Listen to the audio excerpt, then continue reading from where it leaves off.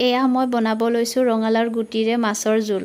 প্ৰথমে গুটিখিনি শুকান কেৰাহীত ভাজি লৈ ঠাণ্ডা হ'বলৈ দি ৰঙালাওৰ বাকলিখিনি আকৌ এনে যোৱাতকৈ পিঁয়াজ, নহৰু, কেঁচা জলকীয়া, নিমখ, হালধিৰে আলুৰ সৈতে ধুনীয়াকৈ ভাজি ল'লোঁ।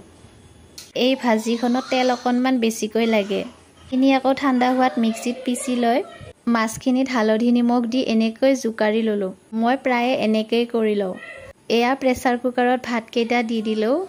সেইফালে আকৌ মই মাছখিনি দুপিচ দুপিচকৈ ধুনীয়াকৈ ভাজি আছোঁ। মাছ ভজা কামটো অকণমান মোৰ ভয়ে লাগে যিহেতু বহুত তেল ছিটিকে।